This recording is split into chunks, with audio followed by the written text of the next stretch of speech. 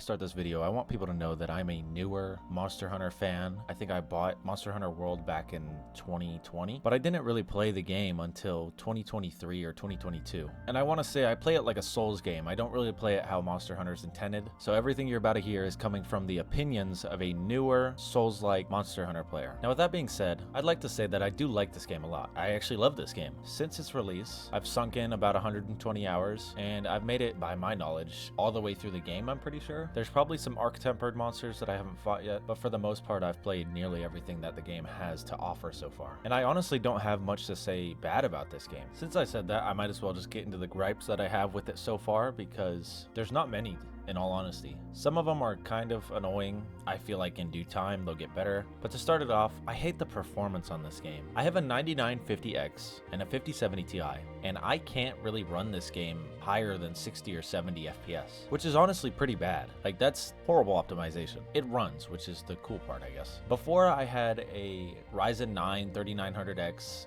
and a 3070, and it also ran pretty horrible on all low graphics with DLSS on. That's not top of the line gear. I can't really be too mad at that. I'm just more so mad that it's not really running how I want it to run when I do have top of the line gear. I want to state that I believe they fixed it since I've last played, because I got on recently. It was running pretty decently, so I won't say it's concrete that the performance is bad or good. In my experience with the history of the game, it wasn't that great. My next gripe is something that I just know will be better with time, but currently it's the reason I'm not playing. I'm not saying that it's actually a bad thing for the game, but for me personally. And that's the fact that there's not enough content for me. After 120 hours in this game, I feel like I'm completely done. When in Monster Hunter World, I have 317 hours and I still feel like I'm not done yet. I still feel like there's more I could do, but I'm not going to do more because Monster Hunter Wilds is out yet. And my last gripe would be that I don't like the decorations. I think the decorations are pretty horrid in my opinion. You get 3 decent ones that you get to put on your weapon, and then you just get shit balls all over your armor. All over. I don't like that too much, because in Monster Hunter World, it felt like I could put anything anywhere, and I could allocate whatever resource I wanted to any piece I wanted. Which, yeah, it kind of makes an unfair game loop, I guess. But I feel like with this style of game, you kind of want the player to be overpowered at some point, in my opinion. Because yeah, apparently it's like a normal human just hunting down stuff, and that's how the game's supposed to be, but no normal human is using that hammer, bro. Nor is he wielding that hammer to knock out a monster, or guard countering. You're not guard countering Fatalis. So I feel like leaving that stuff in the lore and making the gameplay totally different is what I would do personally, but to each their own. And I also want to state that I know that Monster Hunter World and Monster Hunter Wilds are different games, and they shouldn't have the same gameplay loops. But I feel like there could be commonalities between the two just to make it a more fun experience. Because I think Monster Hunter World did a lot right, especially for newer players, excluding the Clutch Claw. But really all I'm trying to say is I think they could have kept some stuff from the older gameplay and just slotted into the new one. Anyways, though, that's really all the gripes that I had with the game. I kind of just want to talk about how much I love this game now, because it really is a good game. And also one more thing, I heard that the performance on console is so much better than PC, so if you're a console player, maybe just disregard everything I just said. Okay, enough hating. I'm going to tell you what I really like about this game. We're going to start with the ambiance and the scenery. I think the locations they made for this game and the fact that it's open world are so nice. They're so indulging. It's so awesome to be in this environment in a game, because it's so fantasy-like in a realistic type of way, if that makes sense. Everything from the desert to the forest to the oil basin, whatever the hell that area is supposed to be, it's like, it's just hell, seems like. And even places like the Zoshia boss arena. It's all so nice. It's all so well correlated and so well done. And it makes this game just so different from anything of its genre, really. The monsters fit so well in their respective habitats. The colors, the saturation, it's all done so perfectly. And even if you didn't play this game for the monster hunting, even though it's, you know, it's Monster Hunter, you could just explore these worlds and it would be so awesome. And I love that in a game. An open world experience that actually provides something new is always so nice to me. Looking back at all the games that I truly like, a lot of them are open world experiences, and this is definitely up there with all the worlds that I've played in. The next thing I want to talk about is the weapon selection. Now, as a Souls player, I'm pretty used to just picking a weapon from different sizes and spamming one attack. For me, it came as a surprise that each weapon has combos and specific variations of that weapon that you have to use efficiently. And that's the point of Monster Hunter, which makes it so unique and variable. Every fight, every situation, it's all dependent on you and your skill, which is sick. I love that in a game, because in Monster Hunter, they don't make it so that you have to learn every weapon and that you have to choose a specific weapon to fight a specific boss, especially in this game. Now, in the older games, they nerf and buff certain things because good players can make really good weapons super overpowered. In turn, they nerf that weapon, making the balls players that were using it kind of suck. And I personally don't agree with that.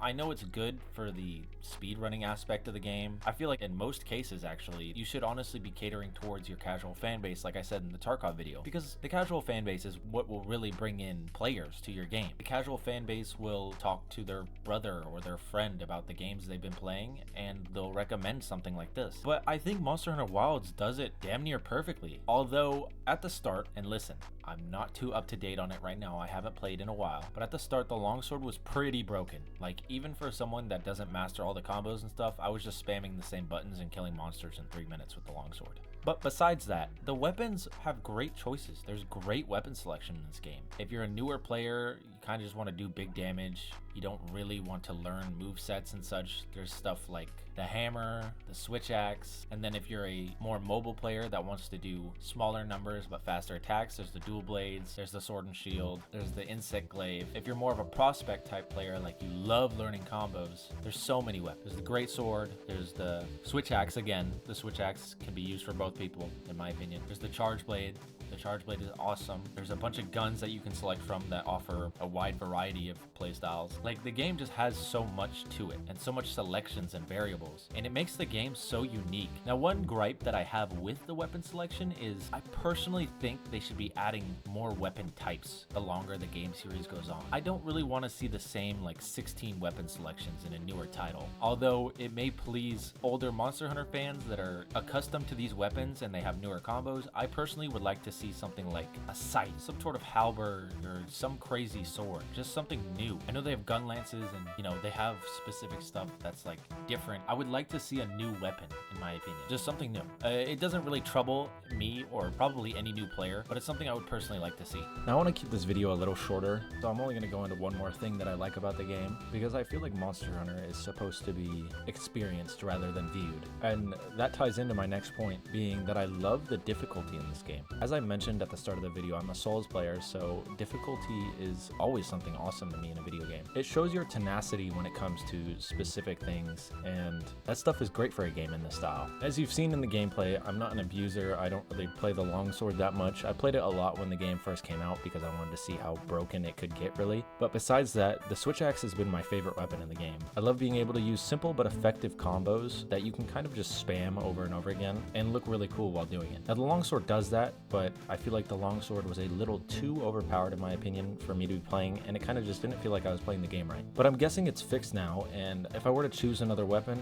I'd probably pick the longsword or the sword and shield to play with. But yeah, the difficulty in this game is amazing. For me, I would say it's about the difficulty level of Elden Ring after your second or third time fully playing through it, because the game in itself isn't very difficult, especially with the accessibility that it has, being able to get parties and support hunters. But with all that stuff excluded, I'd say the experience itself is actually very difficult. I mean, Zoshia was one of the hardest solo bosses I've ever fought in Master Rank or High Rank or whatever, and I really like that. I think that's amazing for a game like this because it really, as I said, shows your tenacity. And another thing I really like in addition with the difficulty is the fact that you get 3 carts, meaning 3 lives basically. But I like that because in Dark Souls you just get 1, you have to redo the boss again. But being able to do it 3 times and your rewards being decreased is very awesome to me. And I know it's been included in all the games, but it is something that's always a nice touch because if you fuck up, you get shit on. But yeah, I didn't want to make this video too long. I hope you guys enjoyed what you watched today. I have more videos coming with this style of content soon. I'm happy being consistent. It's actually really nice, and I like making this style of content, so if this is what you guys like to see, I'll keep pumping it out. But do let me know if you'd like the videos to be longer or shorter form, just quickly going over why a game is good or bad in my opinion, or giving a long explanation as to why I love the game or why I dislike the game. But yeah, that's really all I had for this game. In conclusion, I think Monster Hunter Wilds is going to be the best game in the series in give or take a year or two maybe, but for now it's one of the better games for sure. It doesn't have all the stupid stuff that Monster Hunter World has. It doesn't have the overly difficult builds like Sunbreak or whatever the DLC and Rise was called. It's a really good newcomer game to the series in my opinion. Hope you guys enjoyed. I'll be back soon. See ya.